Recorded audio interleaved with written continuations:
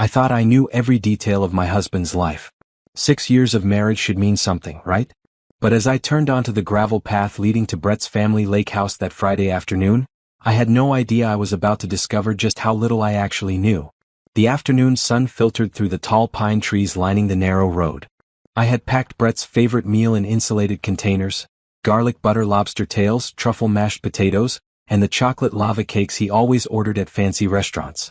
My trunk also held an overnight bag with the red silk nightgown he'd bought me last Christmas, still with tags on. I'd been planning this surprise for 2 weeks. Brett had been taking these fishing trips every month for the past year and a half. He always came back relaxed but distant, smelling like lake water and pine. He'd kiss my forehead, shower, and fall into bed. I told myself he needed these breaks from his demanding tech investment firm. He worked 80-hour weeks, closing deals worth hundreds of millions. He deserved time to unwind. But lately something felt different. He'd started password protecting his phone. He'd stopped inviting me to business dinners. And last month I'd found a receipt for jewelry I never received. When I asked about it, he said it was for a client's wife. I believed him because that's what wives do, right? We trust. The lake house came into view, a sprawling cedar structure with floor-to-ceiling windows overlooking the water. Brett's black Range Rover was parked in the driveway, just as expected. But beside it sat a white Mercedes convertible I didn't recognize. My stomach tightened slightly, but I pushed the feeling away. Maybe he'd invited a business friend. Maybe it was a coincidence. I grabbed the food containers and walked toward the front door. The house sat quiet, too quiet. Usually, Brett would have music playing or the television on. I reached for my keys but decided to knock first, not wanting to startle him if he had company. No answer. I knocked again, louder this time. Still nothing. That's when I heard it. A woman's laugh, light and carefree, coming from the deck that wrapped around to the back of the house. My heart started pounding, but my feet moved forward anyway, carrying me along the stone path that led to the rear of the property. I should have announced myself. I should have called out. But something made me stay quiet, made me peer around the corner of the house before making my presence known. And there they were. Brett sat in one of the oversized deck chairs, his fishing gear abandoned against the railing. A woman with long blonde hair sat on his lap, her arms draped around his neck. She wore a blue sundress that matched the lake behind them. They were talking softly, intimately, and I watched as Brett tucked a strand of her hair behind her ear with the same gentle gesture he used to do with me. The food containers slipped from my hands, but somehow I caught them before they hit the ground. The sound made me freeze, but they didn't hear it. They were too absorbed in each other. "I wish you'd just tell her," the woman said. Her voice carried across the deck clearly. "I hate sneaking around like this, Brett." My husband sighed, his hands resting comfortably on her waist like they belonged there. "Candace, we've talked about this. Naomi would take everything in the divorce. Her lawyer would destroy me. Just give me more time to figure this out." The world tilted sideways. They were discussing me, planning around me. And this woman, this Candace, knew my name. "You've been saying that for months," Candace continued, playing with the collar of his shirt. "I'm not getting any younger. We've been together for over a year now. Over a year." The words echoed in my skull. 18 months of fishing trips. 18 months of elaborate lies. 18 months of me being the fool who packed his bags and kissed him goodbye. I should have stormed onto that deck. I should have thrown the lobster tails at his head and demanded answers. But watching them together, seeing how natural they looked, how comfortable he was with his hands on her body, I realized something crucial. I needed evidence. I needed documentation. And most importantly, I needed a plan. My phone was in my jacket pocket. Moving as quietly as possible, I took it out and started taking photos. Click. Brett kissing her neck. Click. His hands sliding up her back. Click. Her laughing at something he whispered. I took at least 20 photos from different angles, making sure their faces were clear, making sure the lake house was visible in the background. Then I recorded a video. 3 full minutes of them talking about their relationship, about how long they'd been together, about their future plans. Brett mentioned looking at properties for them in the Bahamas. Candace talked about how she couldn't wait to stop hiding. My hands shook as I held the phone, but I forced myself to stay calm. I needed this. All of it. When I had enough evidence to bury him, I backed away slowly. I made it to my car without them hearing me, loaded the food containers into the back seat, and sat behind the wheel staring at nothing. The drive home took 3 hours, but I don't remember most of it. My mind kept replaying the scene on the deck. The easy way they touched each other. The familiarity between them. The life they were planning without me in it.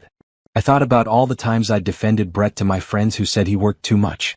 All the lonely nights I'd spent convincing myself our marriage was strong, that we were just going through a busy phase. All the times I'd looked at our wedding photos and felt grateful to have married someone successful and ambitious. What a complete fool I'd been. By the time I pulled into our driveway in the city, darkness had fallen. Our house, a modern 3-story brownstone in an exclusive neighborhood, looked like something from a magazine. I designed every room myself, choosing furniture and colors that I thought reflected both of us. Now I looked at it and saw nothing but a pretty cage I'd been living in. I walked inside and went straight to our home office. Brett's laptop sat on the desk, password protected as always now. But I knew he kept paper files in the bottom drawer, the ones he thought I never looked at. I pulled out folders and started photographing everything. Bank statements, business documents, tax returns, property deeds. Whatever information I could find, I documented. Then I checked our credit card statements going back 2 years. There it was, a pattern I'd been too trusting to notice before.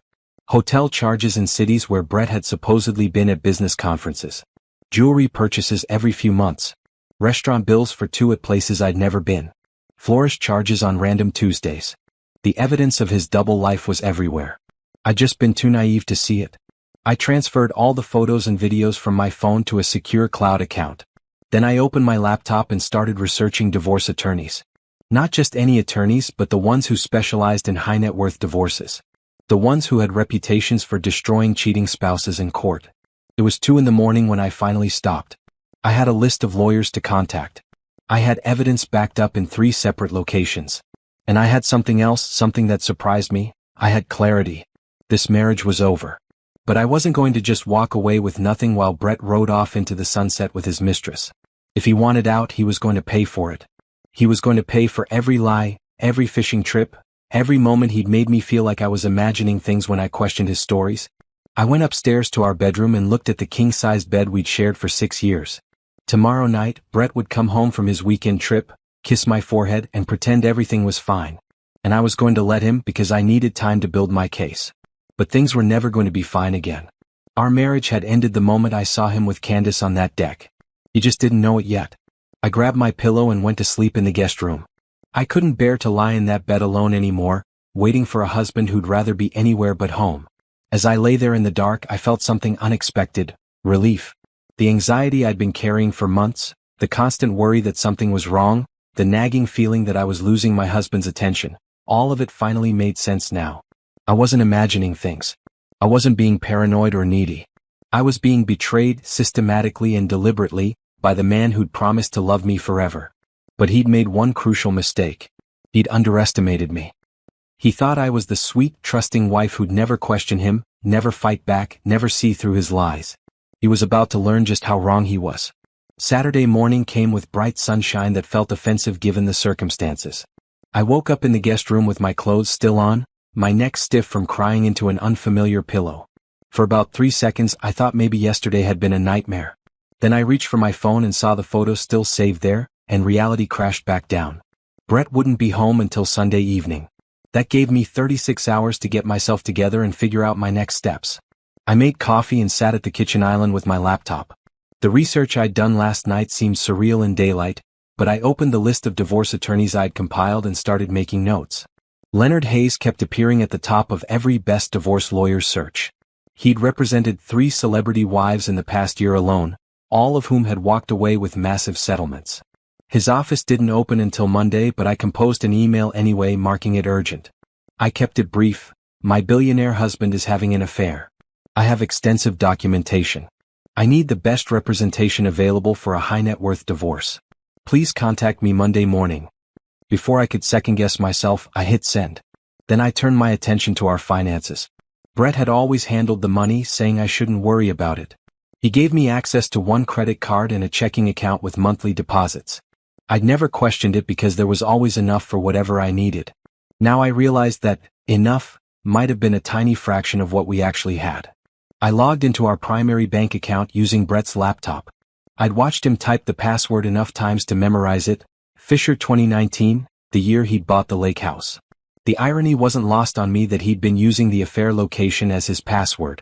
The account balance made me physically gasp. $843,000 just sitting there. And this was supposedly our household account. I started clicking through statements, my coffee growing cold beside me. Brett moved money constantly. 50,000 here, 100,000 there, always transferring funds between accounts. Some of the account numbers I recognized from documents in his office. Others were completely unfamiliar. Then I found something interesting. Every month, $25,000 moved from our joint account into something labeled Grant Property Holdings LLC. I'd never heard of it. I searched for the LLC online and found it registered in Delaware 2 years ago. The registered agent was a law firm I didn't recognize. No information about what properties it held or what it actually did. $25,000 a month for 2 years. That was $600,000 I knew nothing about. I kept digging. There were quarterly transfers to an account in the Cayman Islands. Annual payments to something called Clearwater Investments. Monthly charges to a property management company in the Bahamas. Brett hadn't just been having an affair. He'd been systematically hiding assets. My phone rang, making me jump. Simone's name flashed on the screen. My best friend always had perfect timing. "Please tell me you're free for brunch," she said without preamble. "I just found out Todd has been using my credit card to buy cryptocurrency without telling me, and I need to vent." Any other day, I would have listened sympathetically to Simone's boyfriend drama. Today, I needed her for something else. "Come over," I said. "Bring bagels. I have a lot to tell you." "That tone?" Simone said slowly. "That's your serious tone. What happened?" "Just come over. Please." She arrived 40 minutes later with bagels, cream cheese, and 2 large coffees from my favorite cafe. Simone Taylor had been my best friend since college, the only person who'd known me before I became Brett Grant's wife. She was a freelance graphic designer with bright green eyes and box braids. She changed colors every month. Currently they were deep purple. She took one look at my face and set everything down on the counter. "Okay, tell me." So I did. I showed her the photos from the lake house. I played the video. I showed her the financial documents I'd been reviewing. And then I told her about my plan to hire Leonard Hayes and take Brett for everything I could get. Simone sat quietly through the whole thing, which was unusual for her. She was typically full of commentary and opinions. But she just listened, her expression growing harder with each revelation. When I finished, she was quiet for a long moment. Then she said, "I never liked him." I blinked. "What?" "Brett. I never liked him. I tried to, for your sake. But he always seemed." She struggled for the word.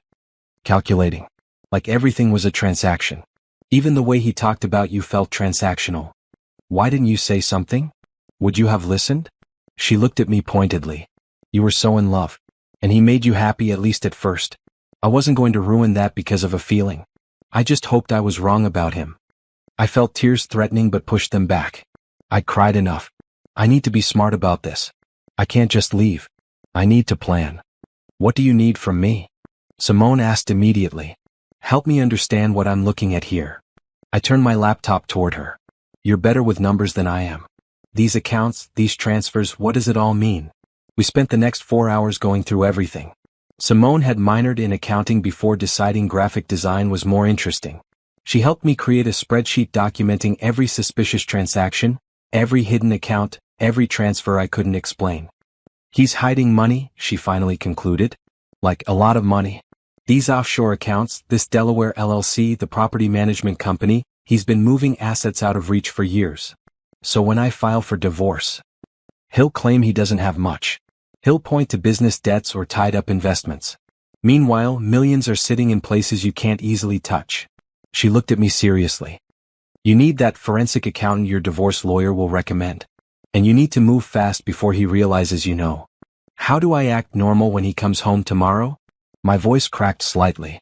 "How do I look at him and pretend everything's fine?" Simone reached across and squeezed my hand. "You remember that theater class we took sophomore year? The one where you played that woman who was secretly planning to escape her controlling husband?" I actually smiled slightly at the memory. I got a standing ovation. "Exactly. You're an excellent actress when you need to be. Channel that." She stood up and started pacing the way she always did when she was planning something. "Here's what we do. You act completely normal. Sweet, supportive wife. You ask about his fishing trip. You tell him you missed him. You make his favorite breakfast. Give him absolutely no reason to suspect anything. While I'm actually building your case, documenting everything, meeting with lawyers, preparing for war." She stopped pacing and looked at me. He thinks you're this sweet, naive woman who'll never question him. Let him keep thinking that right up until the moment you destroy him. That's when it hit me. I wasn't just losing a marriage. I was losing the version of myself I'd become over the past 6 years. The version that deferred to Brett's decisions. The version that made excuses for his behavior. The version that made herself smaller so he could feel bigger. I don't know if I can do this, I whispered.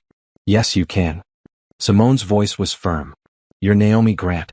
You built a successful interior design portfolio while being married to a workaholic. You negotiated with contractors twice your age who tried to dismiss you.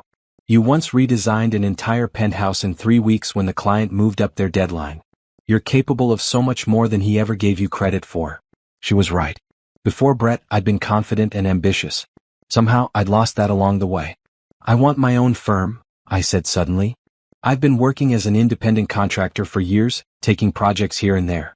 But I want my own company. My own clients. My own success that has nothing to do with being Brett Grant's wife. Simone grinned. Now you're talking. And I know a brilliant graphic designer who could help with branding. You do that. Naomi, Todd and I have been circling the drain for months. I've been looking for an excuse to end it and focus on my work. Let's both stop wasting time on men who don't deserve us and build something together instead. For the first time since yesterday afternoon, I felt something other than pain. I felt possibility. We spent the rest of the day planning. Not just my divorce strategy but what came after. Simone sketched logo ideas while I made lists of potential clients. We researched what it would take to officially form a design firm. We talked about office space and portfolios and business models. By the time she left that evening, I had notebooks full of plans and a slightly clearer head. Sunday morning, I cleaned the house thoroughly, removing any evidence of my research. I hid the notebooks in my car. I made sure Brett's laptop was exactly where he'd left it. I put fresh sheets on our bed and moved my pillow back from the guest room. Then I drove to the market and bought ingredients for Brett's favorite meal. Ribeye steaks, garlic green beans, and the ingredients for homemade tiramisu. If I was going to play the devoted wife, I was going to do it convincingly. At 6 o'clock Sunday evening, Brett's Range Rover pulled into the driveway. I watched from the kitchen window as he grabbed his duffel bag from the back, noting how relaxed he looked. How happy. Of course he was happy. He'd spent the weekend with his mistress. I pasted on a smile and met him at the door. Hey baby, he said, kissing my forehead exactly as I'd predicted. Something smells amazing. I missed you, I said, and was surprised by how normal my voice sounded. I made your favorite.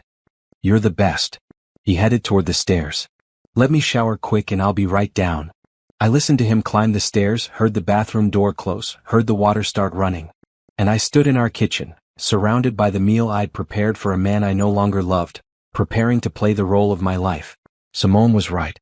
I could do this. I had to. Because Brett Grant was about to learn that the biggest mistake he'd ever made wasn't having an affair.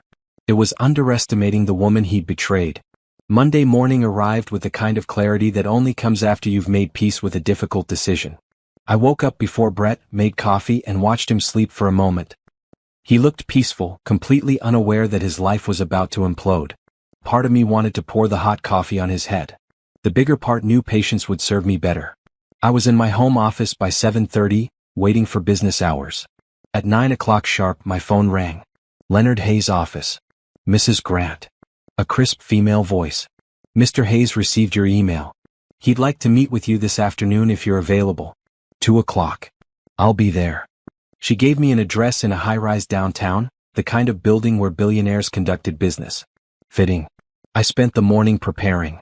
I printed every suspicious financial document. I organized the photos and videos from the lake house onto a thumb drive. I created a timeline of Brett's fishing trips, cross-referenced with credit card charges and calendar entries. By the time I left for the appointment, I had an accordion folder 3 inches thick. Leonard Hayes' office occupied the entire 42nd floor.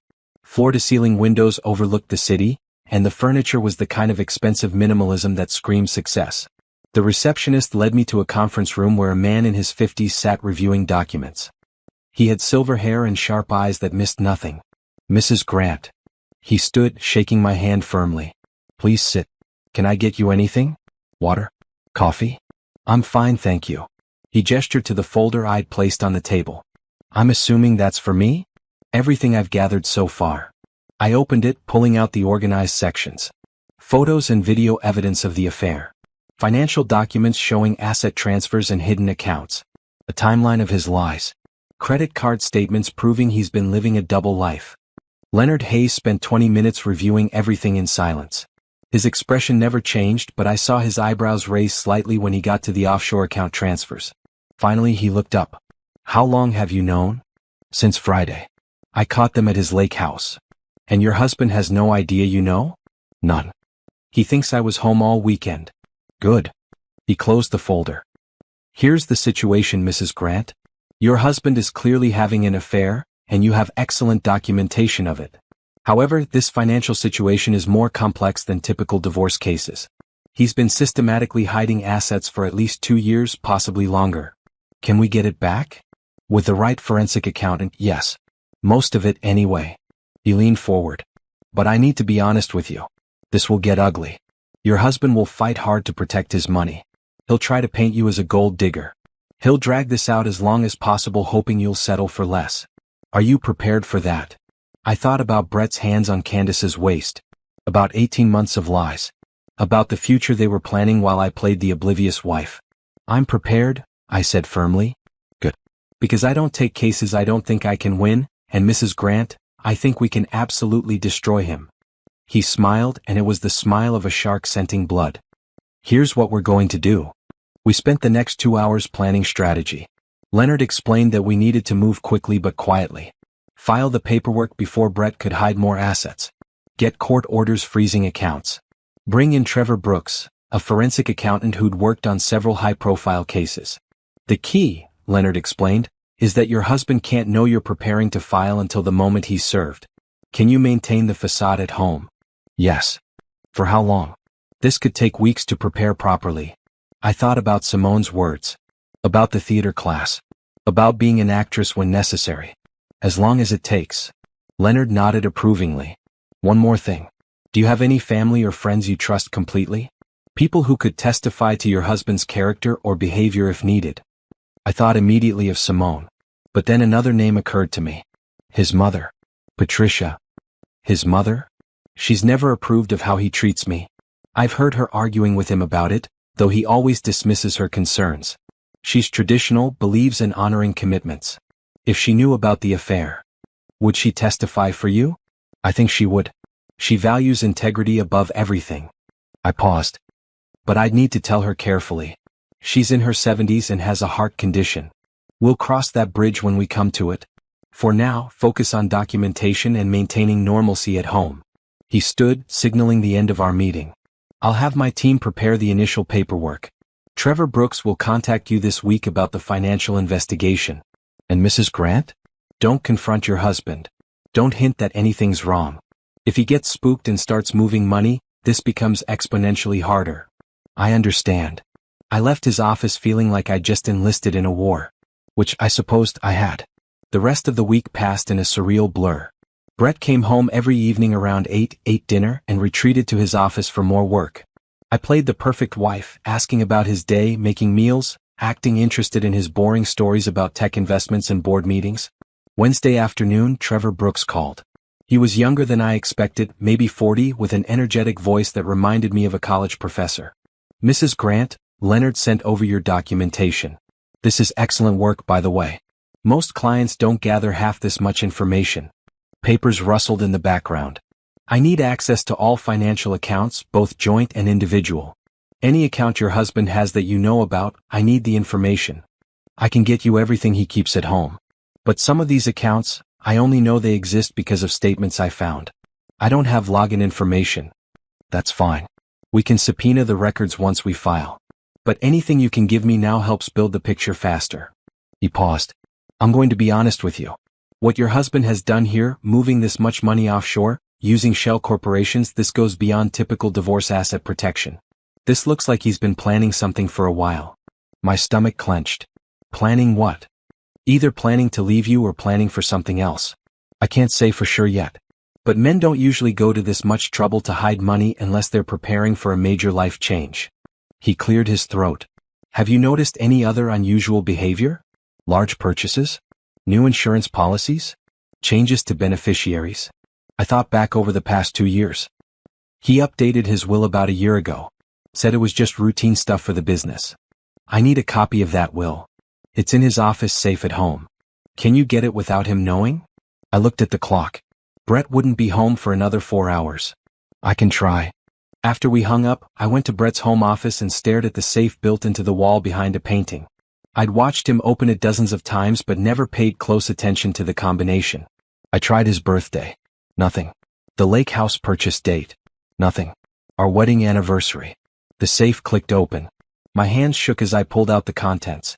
His passport. Stock certificates. Property deeds. And there, a folder labeled, estate planning documents. I photographed every page, making sure the images were clear. Then I found something else, a second phone.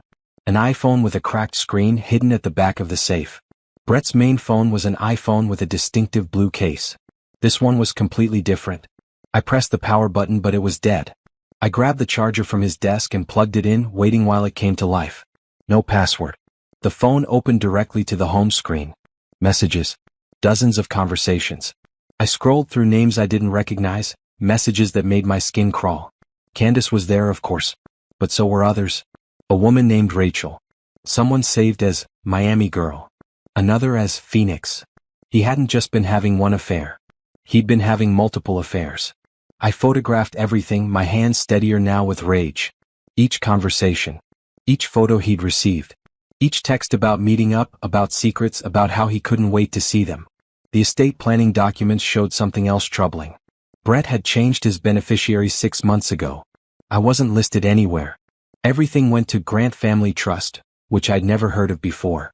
I sent all the photos to my secure cloud account, then carefully returned everything to the safe exactly as I'd found it. The burner phone went back on its charger, hidden in my office closet where I could keep monitoring it. By the time Brett came home that evening, I'd sent Trevor everything I'd found and was sitting at the kitchen counter looking at paint samples for a fictional client project. "Hey," Brett said, loosening his tie. "What's for dinner?" "I thought we'd order in. Chinese?" "Perfect." He headed upstairs without kissing me, without really looking at me. I watched him go and felt absolutely nothing. The man I'd married, the man I'd thought I loved, didn't exist. He'd never existed. This stranger who kept burner phones and changed his will to cut me out was the real Brett Grant. Friday afternoon, my phone rang. Patricia Grant's name appeared on the screen. "Naomi dear," Brett's mother said in her refined voice. "I was hoping you and I could have lunch next week. Just the two of us." "I'd love that, Patricia." "Wonderful. How's Tuesday?" "I know a lovely cafe in the art district." We made plans and I wondered if she somehow sensed something was wrong. Patricia had always been kind to me, warmer than my own mother in many ways. She'd welcomed me into the Grant family without reservation. She deserved to know the truth. Tuesday came and I met Patricia at the cafe she'd suggested.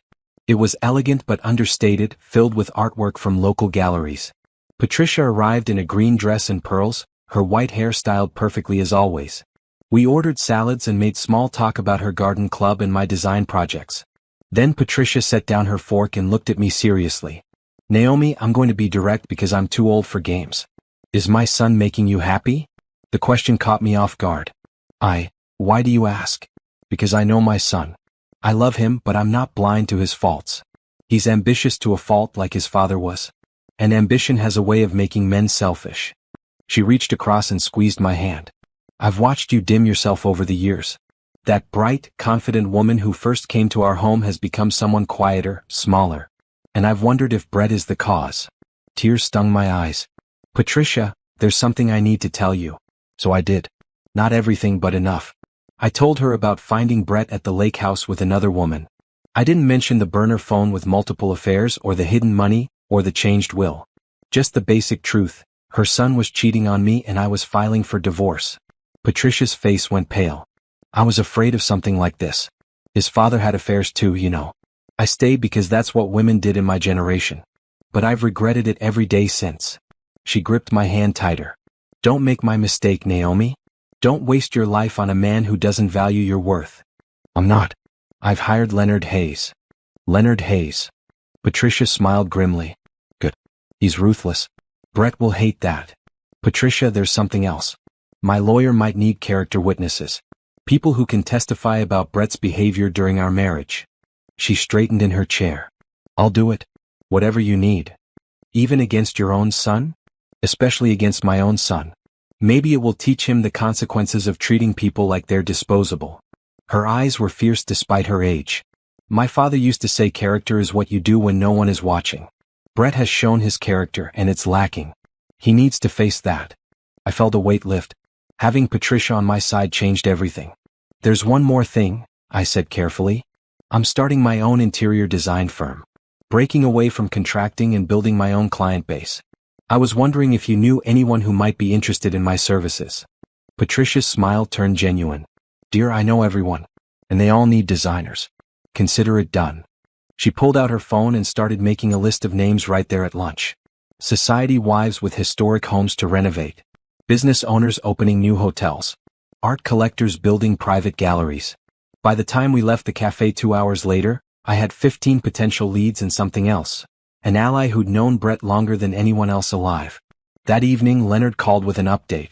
Trevor's finished his initial analysis. It's worse than we thought. Worse how?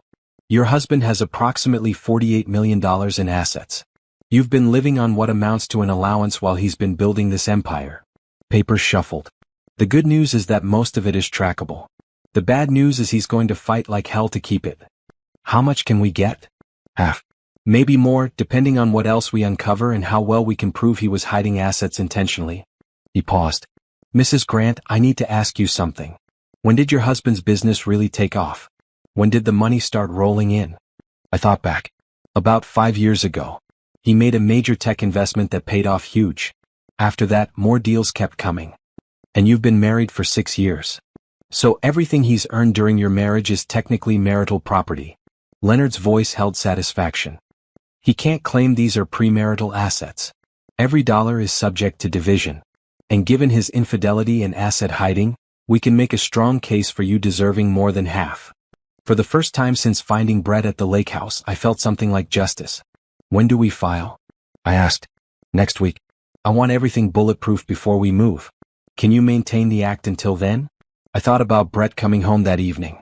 About making dinner, about pretending everything was fine for a few more days. Yes, I said. I can do that. Because at the end of the next week, Brett Grant's carefully constructed lies were going to come crashing down around him. And I was going to be there to watch it happen. The next week passed in a strange state of heightened awareness. Every interaction with Brett felt like a performance, and I found myself noting details I'd previously overlooked. The way he checked his burner phone when he thought I wasn't looking. How he'd started working out more, buying new clothes. The expensive cologne that appeared in our bathroom. He was preparing for his new life with Candace right under my nose. Meanwhile, I was building my own foundation. Wednesday morning, I met Simone at a small office space in the Arts District. 2 rooms, big windows, exposed brick. Perfect for a boutique design firm. The lease is month to month for the first 6 months, the property manager explained. After that, you can sign a longer term if it's working out. I looked at Simone. She grinned and nodded. We'll take it, I said. We spent the afternoon moving in furniture from IKEA and thrift stores. Nothing fancy yet, just enough to make it functional. Simone set up her graphic design station in one corner while I claimed the desk by the window. Grant Design Studio, Simone said, sticking vinyl letters to the glass door. Has a nice ring to it. Not Grant, I said firmly. I'm done with that name. Let's call it Naomi Cole Design. Cole was my maiden name, the name I'd given up when I married Brett. Time to reclaim it. Even better. Simone peeled off the G and the R, leaving us to puzzle out how to rearrange the remaining letters. By evening, we had a functional office and Simone had designed a beautiful logo, my initials intertwined in an elegant script. We ordered business cards and started building a website. It felt like planting seeds for a garden I'd actually want to tend. Thursday morning, Patricia called with her first referral. Margot Chin owns the Riverside Hotel, that gorgeous old building they're renovating downtown. She needs the entire interior redesigned. High budget, creative freedom. I told her about you and she wants to meet tomorrow. Patricia, that's huge. The Riverside is a landmark. I know. Don't waste this opportunity. She paused. How are you holding up, dear? I'm okay. Really. Staying busy helps. Good. Busy is good. Idle hands and all that. She lowered her voice. Has Brett noticed anything different about you? No. He barely looks at me anymore. Then he's even more foolish than I thought. Friday afternoon, I met Margot Chen at the Riverside Hotel. She was in her 60s, sharp and direct, with the kind of presence that commanded rooms. "Patricia speaks very highly of you," she said, leading me through the gutted interior. "I need someone who can honor the building's history while making it feel current. Modern luxury with vintage soul."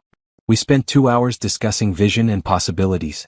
By the time I left, I had the contract, a $50,000 deposit, and validation that I could succeed on my own merit. I was sitting in my car, still processing the win, when Leonard called. "We're filing Monday morning," he said without preamble. "Brett will be served at his office around 11. I need you somewhere safe when it happens, somewhere he can't find you immediately." "I'll be at my new office." "You have an office?" "As of Wednesday. Naomi Cole Design." "I'm not just walking away from this marriage, Leonard. I'm walking towards something better." "Good for you." I could hear the smile in his voice. "One more thing. Trevor found something interesting in the offshore accounts." "What?" "Regular transfers to Candace Pearson. $2,500 a month for the past year." My hands tightened on the steering wheel. He was paying her. It appears so. Which means this wasn't just an affair. This was a kept relationship. That distinction matters legally. How? It shows premeditation. Systematic deception. It helps our case that he was planning to leave you and wanted to protect his assets before doing so. Papers rustled. We also found something else. Candace Pearson is 3 months pregnant. The world tilted. Pregnant. Brett was going to be a father with another woman. "Mrs. Grant? Are you still there?" "Yes, I'm here." My voice sounded hollow. "I know this is difficult, but it actually helps us. A pregnant mistress, financial support, hidden assets? The judge is going to see a clear pattern of betrayal and planning." After we hung up, I sat in the hotel parking lot and cried. Not for Brett, not for our marriage, but for the future I'd imagined. I'd wanted children someday. We talked about it vaguely, and Brett always said later, when the business is more stable. Now I knew the truth. He didn't want children with me. He just wanted them with someone else. I drove to Simone's apartment instead of going home. She took one look at my face and pulled me inside. "What happened?" "She's pregnant. Candace. Brett's going to be a father." Simone's expression went from sympathetic to furious in seconds. "That absolute piece of trash. Are you okay?" "I don't know." I sank onto her couch. Part of me is relieved because it means I never have to wonder what if. But part of me is just sad. We were supposed to have that together someday. You can still have kids. Just not with him. And honestly, thank God for that, because can you imagine co-parenting with someone who keeps burner phones and offshore accounts? She was right, of course. But it still hurt.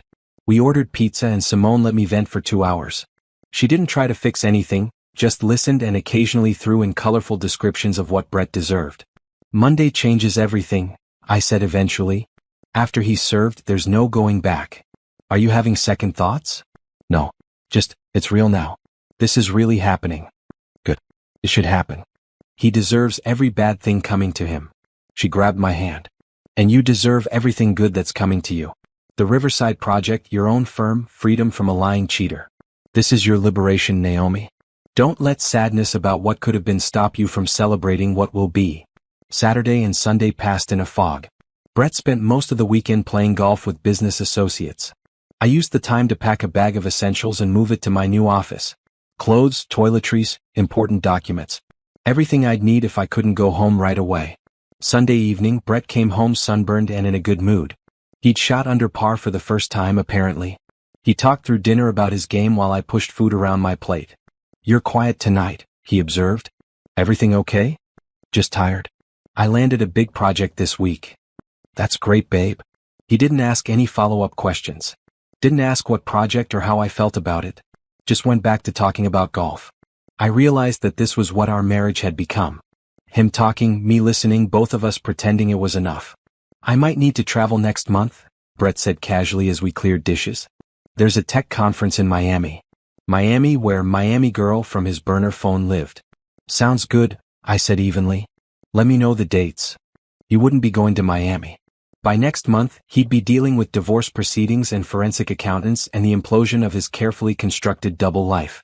Monday morning arrived with perfect weather, as if the universe had a sense of irony. Brett left for work at 7:30 like always. I waited until 8, then drove to my office instead of to the gym where I usually spent Monday mornings. Simone met me there with coffee and bagels. "You ready?" she asked. "No. but I'm doing it anyway. At exactly 9 o'clock, Leonard called. The paperwork's filed. Process server is on his way to Brett's office now. Should happen within the hour. Okay. Stay where you are. Don't answer calls from Brett. Let him stew for a while. We'll schedule a meeting for later this week to discuss next steps. Thank you, Leonard. Don't thank me yet. This is where it gets ugly. He hung up. I stared at my phone, imagining Brett in his corner office with city views. Imagining the moment someone would walk in and hand him papers that would change everything. Coffee, Simone said firmly, pressing a cup into my hands. And then we're working on the Riverside project. You need to stay busy. She was right. We spent the next 2 hours reviewing fabric samples and architectural plans for the hotel. At 11:17 my phone started ringing. Brett's name flashed on the screen. Don't answer, Simone said. The call went to voicemail. Immediately he called again. And again. And again. After the 6th call, text messages started flooding in. What the hell, Naomi? Call me right now. This is insane. You can't be serious. Call me. I turned my phone face down on the desk and tried to focus on work. But my hands were shaking and I couldn't concentrate. At noon, my phone rang with an unknown number. I almost didn't answer, but something made me pick up. Mrs. Grant. A woman's voice I didn't recognize. This is Andrea from Mr. Grant's office. Mr. Grant asked me to call because you're not answering his calls. He says it's urgent. Tell Mr. Grant to speak to my attorney, Leonard Hayes. I hung up. Simone was grinning. That was cold. I loved it. I'm terrified. You're also brave. Don't forget that part. My phone rang again. This time it was Leonard. Your husband just called me. He's upset. That's putting it mildly, I'm guessing. He alternated between threatening to destroy you in court and begging to talk to you. I told him all communication goes through me now. He didn't take it well. What happens next? He has 30 days to respond to the petition. His lawyer will reach out to me this week to discuss terms. In the meantime, the court has frozen the offshore accounts pending investigation. He can't move any more money around. Good. One more thing. Be prepared for him to show up at your house. He's not going to just accept this. I'm staying with a friend tonight. Smart. I'll call you tomorrow with updates. The rest of the day felt surreal. Every time my phone buzzed, my heart raced. Brett called 15 more times from different numbers. He sent dozens of texts ranging from angry to pleading. I didn't respond to any of them. At 6 o'clock, Patricia called. Naomi, Brett just left my house. He's looking for you. What did you tell him? That I didn't know where you were, which is true. But dear, be careful. He's angrier than I've ever seen him. I will. Thank you for the warning. After dark, Simone and I drove by my house. Brett's Range Rover sat in the driveway, lights on throughout the house. He was home waiting for me.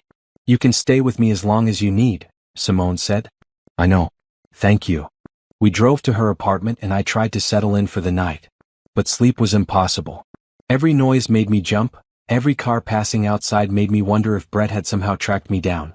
At 2 a.m., my phone buzzed with a text from an unknown number. I know you're reading these. We need to talk. This doesn't have to be ugly. I made mistakes, but we can work through this. Please, Naomi. Call me. I almost felt sorry for him. Almost. Then I remembered the lake house, the burner phone, Candace's pregnancy, the $48 million he'd hidden. I deleted the text and turned off my phone. Tomorrow I'd start building my new life in earnest. But tonight I just needed to survive the first day of freedom. The next few weeks were a chess game where every move mattered. Brett tried everything to make me talk to him. He showed up at my office twice. Security escorted him out both times. He sent flowers with apologetic cards. I donated them to a nursing home. He even tried to use Patricia as a mediator, not knowing she was on my side. He wants marriage counseling, Patricia reported over lunch. Says you're being unreasonable. Of course he does. I told him that ships sailed when he started sleeping with other women. She sipped her tea delicately. He didn't like that. Meanwhile, Trevor Brooks was uncovering more damning evidence. The Grant Property Holdings LLC owned 3 condos, one in Miami, one in Phoenix, one in the Bahamas. All 3 cities where Brett had business trips regularly. All 3 cities where women from his burner phone lived. He's been maintaining separate residences for his affairs, Trevor explained during a conference call with Leonard. The monthly payments you found?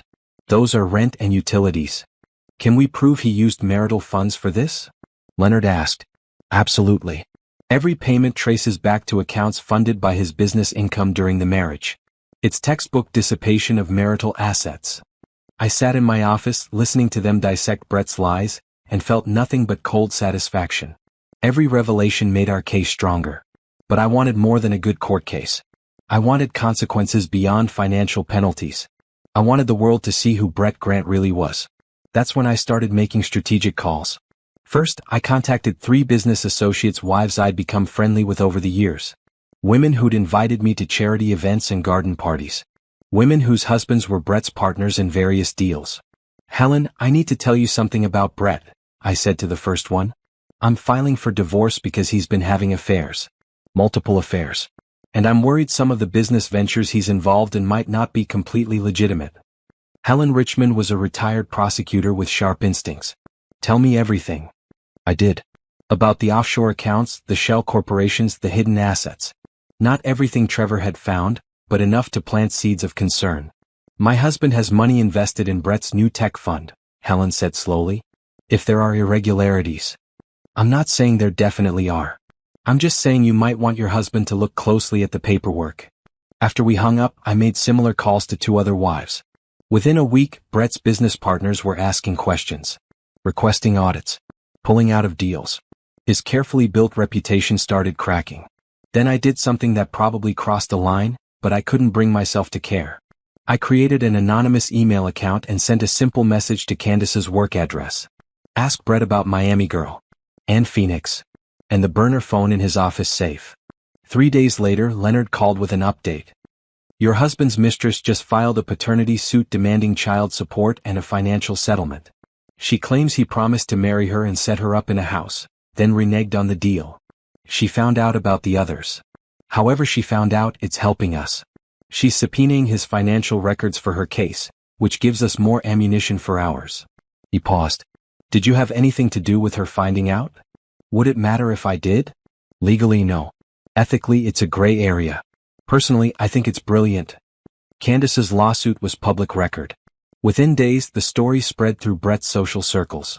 The billionaire investor with a pregnant mistress and a divorce in progress made for juicy gossip. His business started hemorrhaging clients. 2 partnerships dissolved entirely. The tech fund he was raising money for stalled as investors backed out. I watched it all unfold from my office where business was booming. Patricia's referrals kept coming. The Riverside Hotel project was progressing beautifully. I'd hired 2 junior designers to help with overflow work. Naomi Cole Design was becoming a real company. One evening about 6 weeks after serving Brett, I was working late at the office when my phone rang. Brett's number.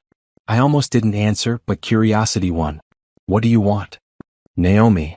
His voice was rough, defeated. "Please, can we just talk? We have nothing to talk about." "Yes, we do. I need to explain." "Explain what? The affairs? The hidden money? Which part needs explanation, Brett?" "I made mistakes, but you're destroying my life.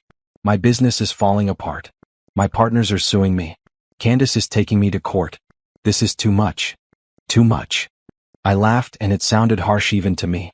"You spent 18 months lying to my face. You hid millions of dollars. You got another woman pregnant. But I'm the one going too far. I never meant for any of this to happen. You absolutely meant for it to happen. You just didn't mean to get caught." I took a breath. "We're done, Brett. Sign the settlement papers Leonard sent you and let's end this." "Those terms are ridiculous. You want half of everything." "I'm entitled to half. We were married for 6 years. That's how community property works. You didn't earn any of that money." And there it was. His true feelings finally out in the open. "You're right," I said calmly. "I didn't close deals or invest in tech startups. I just managed your household, hosted your business dinners, made sure you had clean clothes and hot meals. I networked with clients' wives, built relationships that helped you land contracts. I designed our home to impress the partners you wanted to woo. I gave up my own career ambitions to support yours. But you're right, Brett. I didn't earn anything." Silence on the other end. "Sign the papers," I said. "Or I'll see you in court, where I'll make sure every ugly detail becomes public record."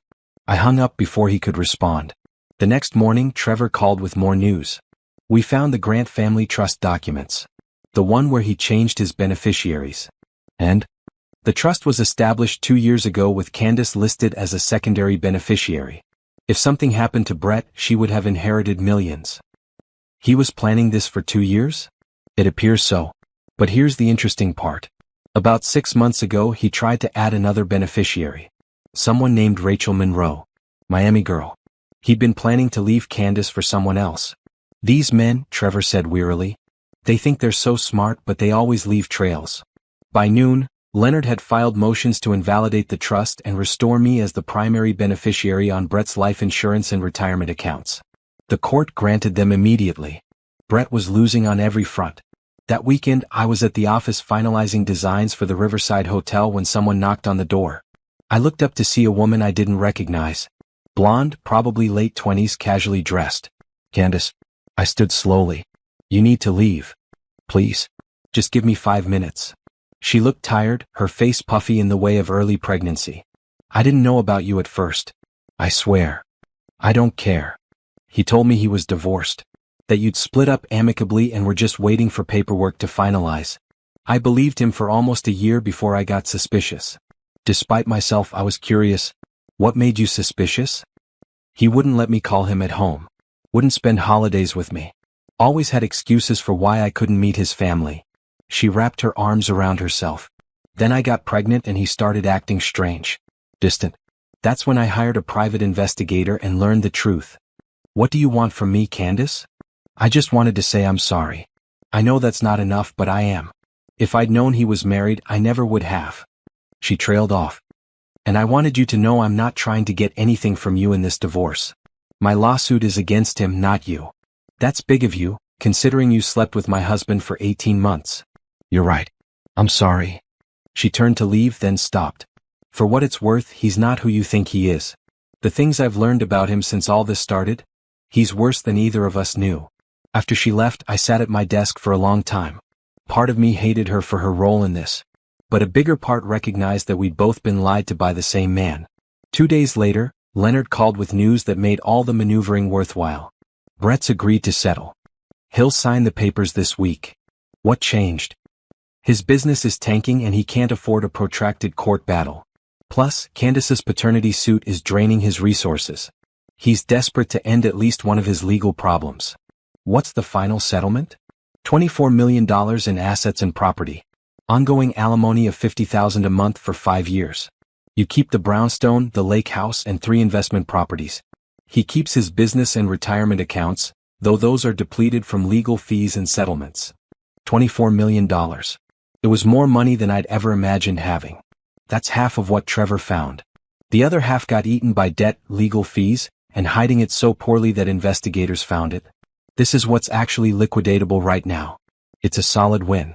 When do I sign? Friday. Judge will finalize everything at a hearing. You don't have to face Brett if you don't want to. I want to be there. You sure? I want to watch him sign away his lies. Friday morning, I dressed in a green suit that made me feel powerful. Simone came with me to the courthouse, sitting in the gallery while I sat at a table with Leonard. Brett arrived with his lawyer, looking like he'd aged 10 years.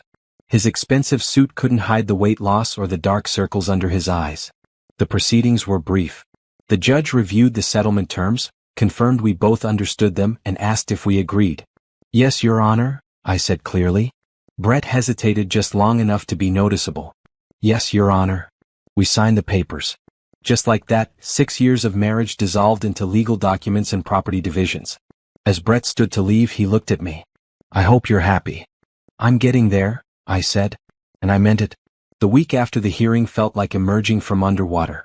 For 2 months, I'd been operating in crisis mode, every decision strategic, every move calculated. Now, with the divorce finalized, I could finally breathe. Except Brett wasn't done. Tuesday afternoon, I was at the Riverside Hotel reviewing tile samples with Margot when my phone buzzed. Unknown number. I almost ignored it, but something made me answer. Naomi, it's Hugh Bannister. Brett's business partner, one of the men whose wife I'd contacted weeks ago. I think we need to talk. My stomach tightened. About what? About Brett and some irregularities in the tech fund we'd been developing together. Can you meet me today? 2 hours later, I sat in a quiet coffee shop across from Hugh and his lawyer. Hugh looked uncomfortable, pushing his glasses up nervously as his lawyer laid out papers between us. We've been conducting an audit of the venture fund, the lawyer explained. Your your ex-husband was using investor money inappropriately. Taking personal draws, funding unrelated projects, moving money between accounts in ways that violate our partnership agreement. I thought of Trevor's findings about offshore accounts and shell corporations. How much money are we talking about? Approximately 12 million over 2 years. I kept my face neutral, but internally I was reeling. Why are you telling me this? You spoke up. Because some of that money went into accounts we think you might have information about. The Grant Property Holdings LLC 41. If you can help us recover the funds, we'll leave you out of the investigation entirely. But if you don't cooperate, are you threatening me? We're offering you a way to stay clear of a very messy situation, the lawyer said smoothly. Brett's going down for fraud. The question is whether you go down with him. I stood up. I have no information about Brett's business dealings. I only learned about the LLC during my own divorce investigation, and my attorney has already provided everything I knew to the forensic accountant. If you want to pursue Brett, that's your business. But I won't be your witness or your scapegoat. Mrs. Grant. It's Miss Cole now. And we're done here. I walked out, hands shaking. This was worse than I'd thought. Criminal fraud was something else entirely. I called Leonard immediately. Brett's partners are investigating him for fraud. They just tried to pressure me into cooperating. Don't talk to them again without me present. Forward me the lawyer's contact information and I'll handle it. He paused. Naomi, this changes things. If criminal charges get filed, that's not my problem. I'm divorced from him now. But if they find evidence you benefited from the fraud, I didn't know about it and they can't prove I did. My entire divorce case was built on the fact that he hid his financial dealings from me. Good point. Still, we need to be careful. That evening, I met Patricia for dinner. She'd heard about the investigation from her own circles. I never thought Brett would go this far, she said, looking older than usual. Adultery is one thing, but stealing from investors? That's criminal. Did you know anything about his business practices? No. His father taught him to keep work and family separate. I only knew what Brett chose to tell me, which wasn't much. She reached across the table. Naomi, I'm so sorry you got dragged into this. I'm not dragged into anything. I got out. Yes, you did. Thank God. She smiled slightly. And you're thriving. I've heard wonderful things about your hotel project. We spent the rest of dinner discussing design choices for the riverside, deliberately avoiding the topic of Brett. But as we parted ways, Patricia grabbed my hand. Whatever happens to my son, he brought it on himself. Don't feel guilty about any of it. I don't, I said honestly. Is that cold? It's self-preservation. There's nothing cold about that. The rest of the week passed with mounting tension. Q's investigation became public knowledge. News articles appeared about billionaire investor under scrutiny for fraud. Brett's remaining business collapsed. His tech fund dissolved entirely as investors pulled out and filed lawsuits. Friday morning, I was at my office when Simone rushed in looking alarmed. Brett's outside. He's demanding to talk to you. My heart raced, but I kept my voice steady. Call security. Already did. But Naomi, he looks bad. Like really bad. Against my better judgment, I went to the window and looked down. Brett stood on the sidewalk, his suit rumpled, his hair uncombed. He looked up at my office window, and even from this distance, I could see the desperation in his face. Security arrived and spoke to him. He gestured wildly, clearly arguing. After a few minutes, they escorted him away from the building. My phone rang immediately. Brett's number. I answered. Stop coming to my office. Naomi, please. I need help. No. They're going to arrest me. The fraud investigation, it's getting worse. I need character witnesses. I need people to testify that I'm not a bad person. You want me to lie for you. I want you to tell the truth. We were married for 6 years. You know me. I didn't know you at all, apparently. The man I thought I married wouldn't have done any of this. I made mistakes. You committed crimes, Brett. You stole from investors. You lied to everyone. Those aren't mistakes, they're choices. If I go to prison, you'll never see another dollar of the settlement. Is that a threat? It's reality. The alimony payments come from my business income.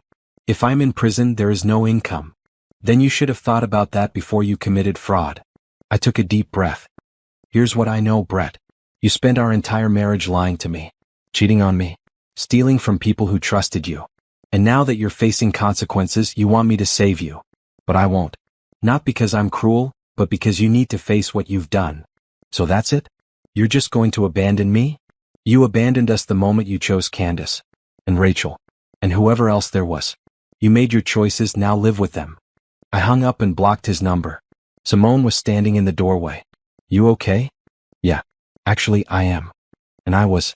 For the first time since finding Brett at the lake house, I felt completely at peace with my decisions. Monday morning, Leonard called with an update. Brett was arrested this morning. Fraud charges, multiple counts. He made bail, but the trial will happen in about 6 months. What does that mean for my settlement? The court's putting protections in place. Your property distributions are finalized and can't be touched. The alimony might be impacted if he's convicted and can't earn income, but we'll cross that bridge when we come to it. I don't need his money anymore anyway. The business is doing well. That's good, because things are going to get worse for him before they get better. Leonard was right. Over the next month, more details emerged. Brett had been running an elaborate scheme, promising investors huge returns while funneling money into personal accounts. The properties in Miami, Phoenix, and the Bahamas weren't just love nests. They were part of a fraudulent real estate portfolio he'd claimed as business investments. Candace's lawsuit escalated as her lawyers discovered she'd been lied to about his finances. Brett had promised her a house and security, using investor money to buy her affection. The whole thing was messier than anyone had imagined. Through it all, I kept working. The Riverside Hotel project wrapped up on time and under budget. Margot was so pleased she recommended me to 3 other property developers. My portfolio grew. My staff expanded to 5 people. Naomi Cole Design became one of the most sought-after firms in the city. 3 months after the divorce, I was featured in a local business magazine. From betrayal to business success, how one woman built her dream after divorce. The article talked about my journey without naming Brett, but anyone who followed society news knew who my ex-husband was. The morning the article published, Patricia called. I'm so proud of you. You've taken something terrible and built something beautiful. Thank you. That means a lot. Brett called me yesterday. He wanted me to call you to ask you to testify on his behalf at the trial. What did you tell him? That he's fortunate I'm still taking his calls at all, and that if he wants character witnesses, he should try being a person of character. She paused. I won't be testifying for him either. I love my son, but I can't lie about who he is. I'm sorry you're going through this. Don't be. I raised him to be better than this. Whatever happens now is his own doing. Brett's trial date was set for early December. As it approached, his lawyers contacted Leonard multiple times asking if I'd testify. Each time Leonard told them no. They're desperate, he explained during one of our calls. The prosecution has a solid case and Brett has no defense. They're hoping sympathy from an ex-wife might sway the jury. They won't get it from me. Good. Stay far away from this. You've moved on. Let him face this alone. The week before the trial, I ran into Candace at a grocery store. She was obviously pregnant now, her belly prominent under a loose dress. We made eye contact across the produce section. For a moment, neither of us moved. Then she walked over. Hi, she said awkwardly. Hi. I'm not testifying either. In case you were wondering. My lawyer advised against it. Good. She touched her stomach unconsciously. I'm having a girl. Brett doesn't know. He hasn't tried to contact me since the arrest. I didn't know what to say. This woman was carrying my ex-husband's child, but she was also another victim of his lies. I hope things work out for you, I said finally. Thanks. You too. She hesitated. Your business, I've seen the articles. You're doing really well. I am. Good. At least one of us got something positive out of this mess. We parted ways and I realized I didn't hate her anymore. She was just another person trying to rebuild after Brett's destruction. The trial lasted 3 weeks. I didn't attend, but news coverage was constant. Former investors testified about their losses. Business partners detailed Brett's lies. Forensic accountants walked the jury through complex financial schemes. Brett's defense was weak, claiming misunderstandings and poor record-keeping rather than intentional fraud. No one believed him. The jury deliberated for 2 days. When the verdict came back, Leonard called immediately. Guilty on all counts. Sentencing in 6 weeks. How long? Could be anywhere from 5 to 15 years depending on the judge. I sat in my office looking out at the city skyline and felt nothing. No satisfaction, no sadness, just acceptance. This was how it ended. Not with reconciliation or forgiveness, but with consequences. Brett had built his empire on lies. Now that empire had crumbled, and he was facing the reality of his choices. And I was free. The 6 weeks between Brett's conviction and sentencing felt like watching dominoes fall in slow motion. Each day brought new revelations about the extent of his fraud, and with each revelation more of his former life crumbled away. His luxury condo in the downtown high-rise, the one he'd kept separate from our brownstone, was seized to pay restitution to investors. The lake house, the one where I'd discovered his affair, went on the market as part of his bankruptcy proceedings. Even his car collection was auctioned off. I watched it all from the safety of my new life, feeling like I was observing a stranger's downfall rather than my ex-husband's. Meanwhile, Naomi Cole Design was thriving beyond anything I'd imagined. The Riverside Hotel opened to rave reviews, with particular praise for the interior design. That single project led to contracts for 3 more historic building renovations, a private art gallery and a boutique apartment complex. I hired 3 more designers and moved to a larger office space with actual conference rooms and a proper reception area. Simone's graphic design business was booming too, partly from our collaboration and partly from her own growing reputation. "We should celebrate," she said one afternoon as we reviewed the quarter's financials. 6 months ago we were working out of a tiny office with borrowed furniture. Now look at us. "Let's wait until after Brett's sentencing," I said. I don't want to jinx anything. But truthfully, I was already celebrating in small ways. I'd bought myself a new car, a sleek hybrid I'd wanted for years but Brett said was impractical. I'd started taking art classes on weekends, something I'd always wanted to do but never had time for. I'd even gone on a few dates, though nothing serious yet. The woman I'd been, the one who made herself smaller to fit Brett's expectations, was disappearing. In her place was someone stronger, more confident, more myself than I'd been in years. 2 weeks before sentencing, Patricia called with surprising news.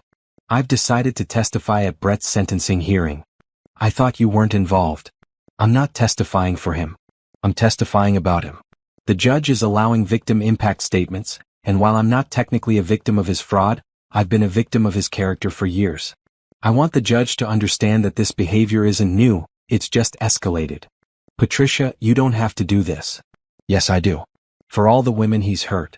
For the investors he's stolen from. For you especially. Someone in his family needs to stand up and say that what he did was wrong and that we don't support it." The day of sentencing arrived cold and gray. I told Leonard I wouldn't attend, but that morning I changed my mind. I needed to see this through to the end. The courtroom was packed with investors, lawyers, and media.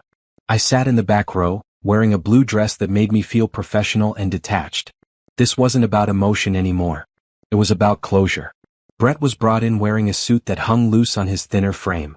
He didn't look at the gallery, keeping his eyes fixed straight ahead. His lawyer sat beside him, shuffling papers nervously. The judge, a stern woman in her 60s named Judge Richardson, reviewed the case details before opening the floor for impact statements. Investors spoke first. Men and women who trusted Brett with their retirement savings, their children's college funds, their life savings. Some cried as they described financial devastation. Others spoke angrily about betrayal and lies. Brett kept his face blank through it all, but I saw his hands trembling in his lap. Then Patricia was called. She stood slowly, elegant even in her grief, and approached the microphone. "Your Honor, I'm Patricia Grant, the defendant's mother. I'm here today not to excuse my son's actions, but to ensure the court understands they weren't aberrations. They were patterns." She detailed years of problematic behavior. How Brett had cheated in college and his father had paid to make it go away. How he'd lied to previous business partners. How he'd treated relationships as transactions and people as obstacles to his ambitions. "I love my son," she concluded, her voice steady. "But I cannot defend him. He chose this path deliberately, repeatedly, despite many chances to change. These victims deserve justice, and my son deserves consequences that might finally teach him accountability." When she finished, Brett was crying silently. Patricia returned to her seat without looking at him. The judge called for a brief recess. I stepped outside for air, standing in the courthouse hallway trying to process everything. "Naomi." I turned to find Hugh Bannister, Brett's former business partner. We hadn't spoken since that coffee shop meeting months ago. "I owe you an apology," he said, "for trying to pressure you. You were a victim of Brett's lies too, and I didn't see that clearly at the time. Thank you.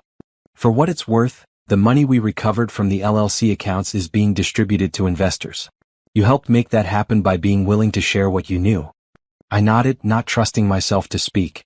When court resumed, the prosecution recommended a sentence of 12 years. Brett's lawyer argued for leniency, citing his age, his lack of prior convictions, his potential for rehabilitation. Judge Richardson listened to both sides, then delivered her ruling. Mr. Grant, you had every advantage. Education, resources, opportunities. You chose to use those advantages to prey on people who trusted you. You showed no remorse until facing consequences, and even now I question whether you understand the harm you've caused. She sentenced him to 10 years in federal prison with possibility of parole after 7 years. Additionally, she ordered full restitution to all victims, which would likely take decades to complete even after his release. Brett stood frozen as the sentence was read. Then guards escorted him from the courtroom, and just like that, it was over. I walked out into the cold afternoon feeling lighter than I had in months. Leonard met me on the courthouse steps.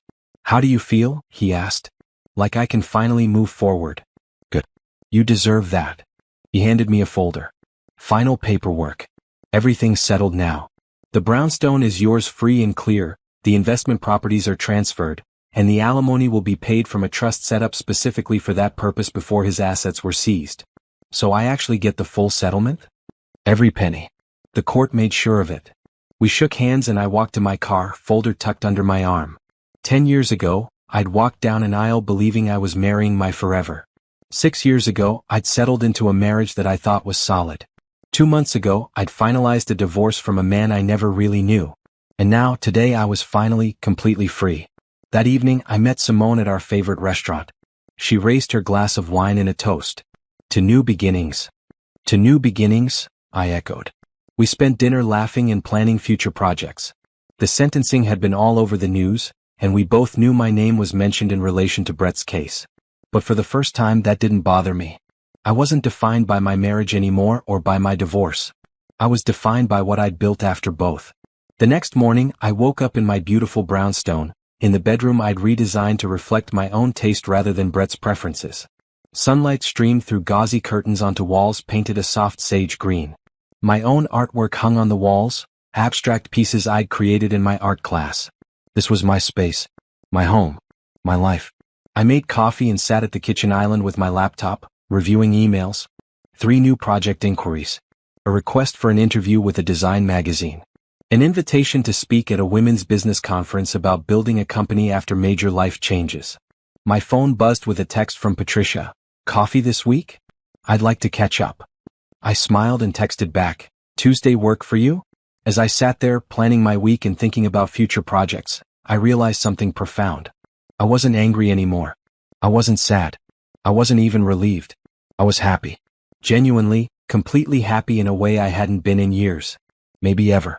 Brett's betrayal had destroyed my marriage, but it had also freed me to become someone better. Someone stronger. Someone who didn't need a husband's success to validate her worth. I thought about the scared woman who'd driven 3 hours to surprise her husband at a lake house, carrying lobster tails and hope. That woman felt like someone from another lifetime. The woman I was now wouldn't have made that drive. She would have already known her worth, already been building her own dreams, already been too busy creating her own success to worry about surprising a man who didn't appreciate her. But maybe I'd needed to be that woman first to become this one. My phone buzzed again. A text from an unknown number. "Ms. Cole, this is regarding the penthouse renovation you submitted a proposal for last month. We'd love to discuss moving forward. Are you available this week?" I looked at the message and grinned. Another opportunity. Another project. Another step forward. "Thursday afternoon works perfectly," I typed back. Looking forward to it. As I closed my laptop and headed to the shower to start my day, I caught my reflection in the hallway mirror. I looked different than I had 6 months ago. Not just physically, though I'd been working out more and taking better care of myself. But something deeper had changed. I looked confident. Capable. Content. I looked like a woman who knew exactly who she was and what she wanted. And for the first time in my adult life, that was true. Brett's sentencing had been the final chapter in a story I was ready to close. But it was also the beginning of something new. My story. The one I got to write myself without anyone else's input or interference. And it was going to be spectacular. 7 months after Brett's sentencing, life had settled into a rhythm that felt right. Naomi Cole Design was no longer just surviving, it was thriving. We'd expanded to a team of 8, moved into a converted warehouse space with soaring ceilings and natural light, and built a client list that included some of the most prestigious names in the city. The money from the divorce settlement sat mostly untouched in investment accounts. I didn't need it. My business generated enough income to support my lifestyle and then some. That realization was its own kind of victory. One Tuesday morning, I was reviewing blueprints for a downtown loft conversion when my assistant knocked on my office door. "Naomi, there's a reporter here from Metropolitan Design magazine. She says she has an appointment." I'd forgotten about the interview I'd scheduled 3 weeks ago. "Give me 5 minutes, then send her in." The reporter, Zoe Chin, was younger than I expected, maybe mid-20s, with bright eyes and an enthusiasm that reminded me of my younger self. "Thank you for agreeing to this," she said, pulling out a recorder. "Our readers are fascinated by your story. Woman leaves difficult marriage, starts her own firm, becomes one of the most successful designers in the city within a year. That's inspiring." "It wasn't quite that simple," I said, smiling. "There was a lot of fear and uncertainty in between." We talked for over an hour. I was careful not to mention Brett by name, though Zoe clearly knew who my ex-husband was. Instead, I focused on the business side of things. How I'd built client relationships. How I'd learned to trust my own instincts. How I'd surrounded myself with talented people who shared my vision. "What advice would you give to women who are thinking about leaving unhappy situations but are afraid to start over?" Zoe asked toward the end. I thought about that carefully. I tell them that starting over is terrifying. But staying in something that diminishes you is worse. The fear doesn't go away, you just learn to move forward in spite of it. And you discover that you're capable of more than you ever imagined. After Zoe left, I sat at my desk feeling reflective. A year ago, I'd been packing food for a fishing trip, completely unaware that my life was about to implode. Now I was being interviewed about my success story. Life was strange. That afternoon, I had a meeting with a potential client at their penthouse. The elevator opened directly into the apartment, revealing floor-to-ceiling windows with stunning city views. "Miss Cole." A man in his 50s extended his hand. "Richard Morrison. Thanks for coming." We toured the space while he explained his vision. Modern minimalism with warm touches, spaces for entertaining but also intimate corners for quiet. It was a good project, exactly the kind of work I loved. As we discussed timelines and budgets, Richard's wife joined us. She was elegant, probably late 40s, with kind eyes. "I've been following your work," she said. "The Riverside Hotel is stunning. And I admire how you've built your business after." She trailed off diplomatically. "After my divorce, I finished for her." "Thank you. It's been quite a journey." "I imagine so. My sister went through something similar a few years ago. Husband's affair, messy divorce. She's doing well now, but those first few months were brutal." We spent another hour discussing design concepts, and by the time I left, I had a signed contract and a $50,000 deposit. Driving back to the office, I found myself thinking about Brett. I hadn't in a while, but sometimes random things triggered memories. I wondered how he was adjusting to prison life. Whether he regretted his choices or still blamed everyone else for his circumstances. Then I realized I didn't actually care. Whatever he was going through was his own making. And I'd moved so far past that chapter of my life that he felt like a character from a book I'd once read rather than someone I'd been married to. That evening, I met Simone for dinner at a new restaurant downtown. She arrived bursting with news. I got offered a position with a major advertising firm. Creative director position, huge salary, benefits, the whole package. "Simone, that's amazing." I turned it down. I blinked. "You what?" "I turned it down because I'd rather keep working with you. Building something we own together. Taking risks and reaping rewards. I don't want to be someone's employee when I can be a partner in something meaningful." "Are you sure?" "That's a huge opportunity. So is what we're building." She leaned forward. "Naomi, in less than a year we've created something special. Your design work, my branding, our combined client relationships. Why would I give that up for a corporate job with a ceiling?" I felt tears pricking my eyes. "We should make it official then. Real partners. Equal stake in the business." "Really? Really? I couldn't have done any of this without you. You've been there through everything." We spent dinner hashing out details, scribbling notes on napkins and planning our future. By dessert, we'd outlined a partnership agreement that felt right for both of us. Walking to my car afterward, I felt overwhelmed with gratitude. Not just for Simone but for everything. For Patricia's unwavering support. For Leonard's excellent legal work. For Trevor's thorough investigation. For every client who'd taken a chance on my new company. For every friend who'd stood by me during the divorce. I'd thought betrayal would destroy me. Instead, It had revealed what I was capable of when I stopped making myself small for someone else's ego. The next week brought more good news.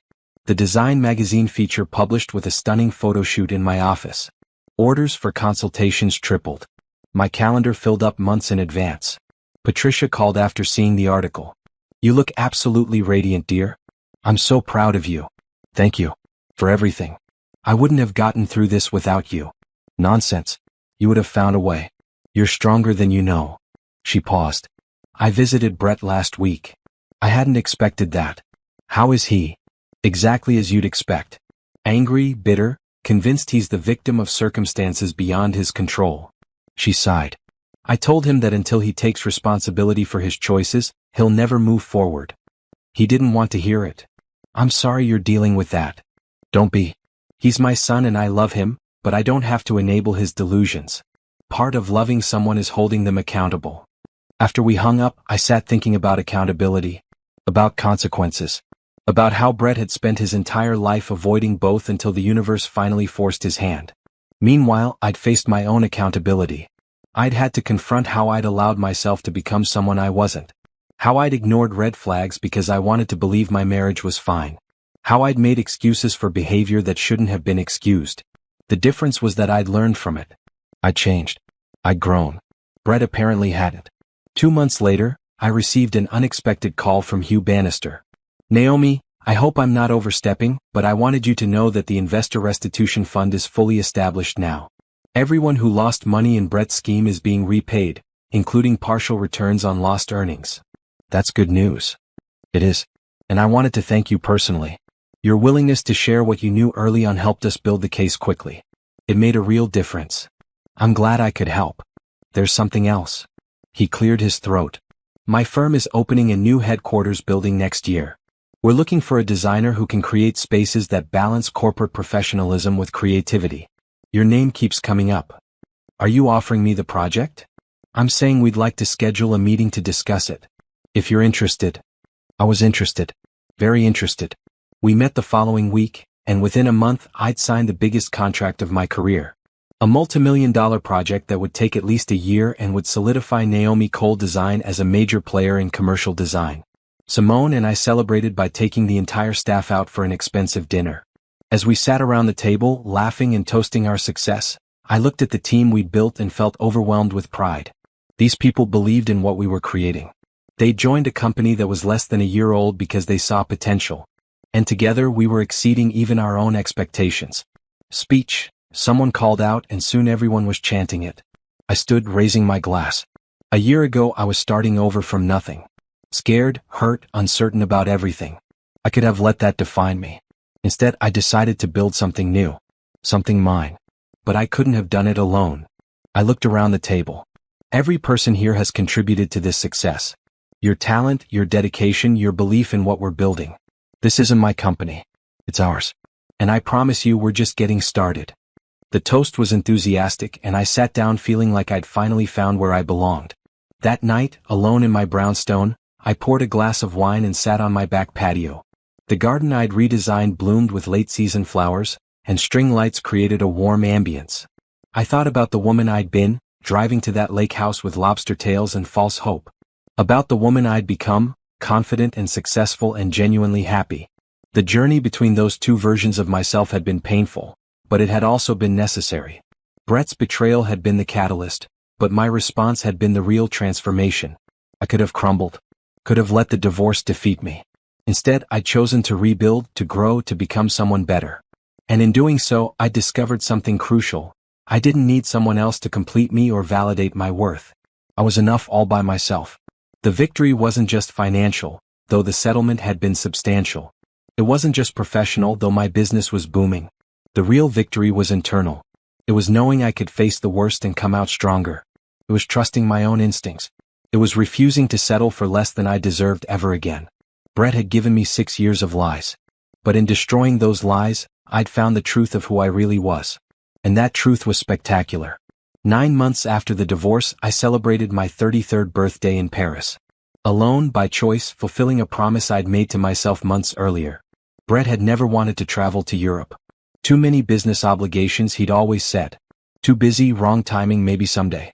I'd stopped asking eventually, accepting that someday meant never. Now I stood at the top of the Eiffel Tower at sunset, watching the city turn golden below me, and felt absolutely no regret about being here without him. In fact, being alone made it better. No one to rush me, no one to dismiss my excitement, no one to make everything about their schedule. I spent 5 days in Paris sketching architecture, visiting museums, eating incredible food, and remembering what it felt like to simply exist for myself.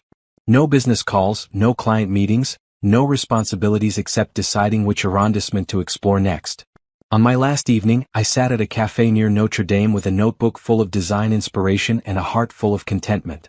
A text came through from Simone. "How's Paris treating you?" "It's perfect. Exactly what I needed."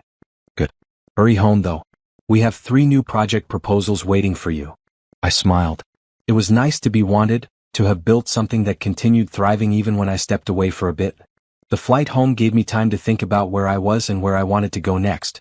Professionally, the business was exceeding projections. We'd need to hire more staff soon to keep up with demand. Personally, I'd started dating again, nothing serious yet, but I was at least open to the possibility. What surprised me most was how little I thought about Brett anymore. He'd been such a central figure in my life for 6 years, and then such a consuming presence during the divorce.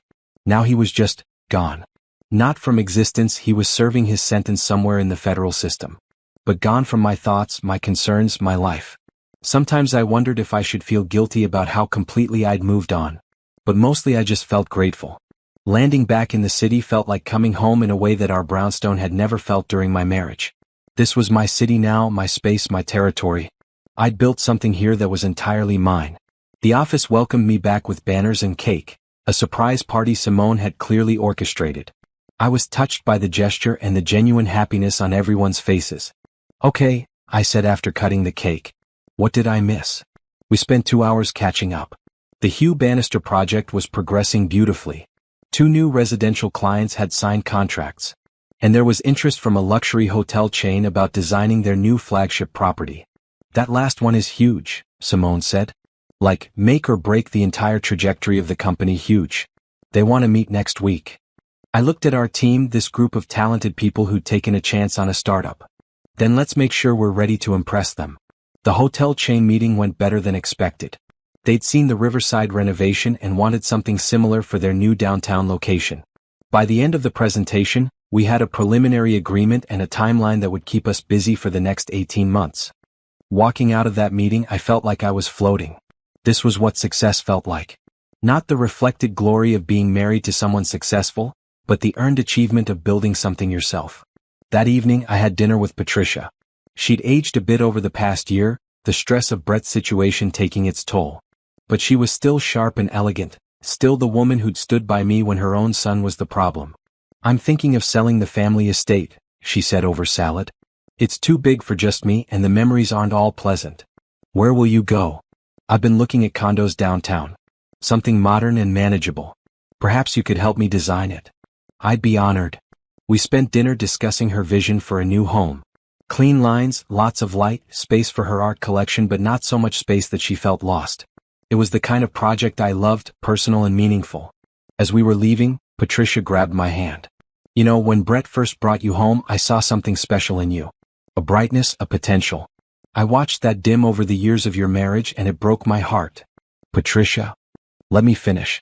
Watching you now, seeing what you've built, how you've reclaimed yourself, it's been one of the joys of this difficult year. You've become exactly who you were always meant to be." I hugged her tightly, blinking back tears. "Thank you for never giving up on me. Never thank someone for seeing your worth, dear. That's the bare minimum." The next few months flew by in a blur of projects and proposals. The hotel chain contract was officially signed. Patricia's condo design started taking shape. Hugh Bannister's headquarters building broke ground. I hired 4 more staff members, including a project manager who took over the administrative work I'd been doing myself. That freed me up to focus on design, the part of the job I actually loved. One Saturday afternoon, I was at the office working on concept sketches when someone knocked on the door. I looked up to see a man about my age, well-dressed, holding a portfolio. "I'm sorry to drop by unannounced," he said. "I'm James Crawford. I own the building 2 doors down and I'm renovating it into artist studios. Multiple people recommended your firm. Come in. Tell me about your project." We spent 2 hours discussing his vision. James had been a corporate lawyer who'd quit to pursue his passion for supporting emerging artists. The building renovation was his way of creating affordable studio space in a city where artists were being priced out. His enthusiasm was infectious, and the project aligned with my own values about accessible creativity.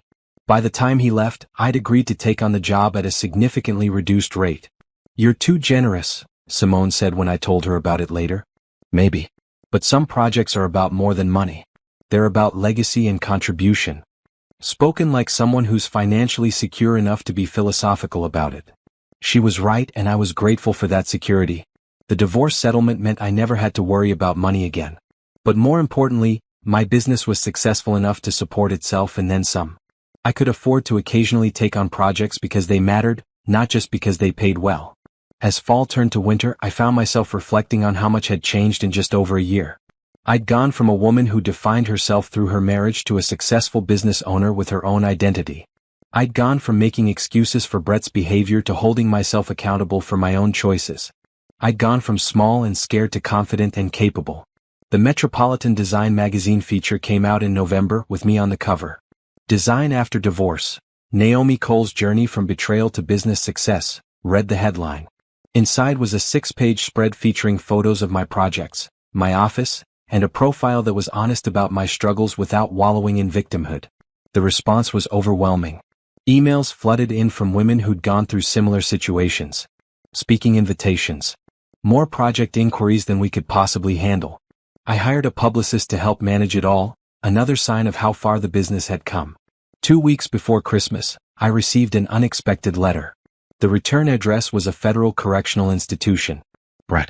I almost threw it away without opening it. But curiosity won out. The letter was handwritten, his familiar neat script covering 3 pages. He apologized for everything. He said prison had given him time to think, to understand how badly he'd treated me. He wished me well and hoped I'd found happiness. There was no request for forgiveness, no plea for me to visit, no manipulation. Just an apology. I read it twice, trying to gauge sincerity. Then I folded it and put it in a drawer. Maybe someday I'd care enough to respond. Today wasn't that day. Christmas came and I spent it with Patricia, Simone, and a few friends. We cooked too much food, exchanged thoughtful gifts, and laughed until we cried. It was the best holiday I'd had in years. As midnight approached on New Year's Eve, I stood on my back patio wrapped in a blanket, watching fireworks light up the sky. My phone buzzed with messages from friends and clients wishing me a happy new year. I thought about resolutions, about what I wanted for the coming year. More success for the business, certainly. Maybe a serious relationship if I met the right person. Continued growth and evolution. But mostly, I just wanted more of what I already had. More of this contentment. More of this confidence. More of this sense that I was exactly where I was supposed to be, doing exactly what I was meant to do.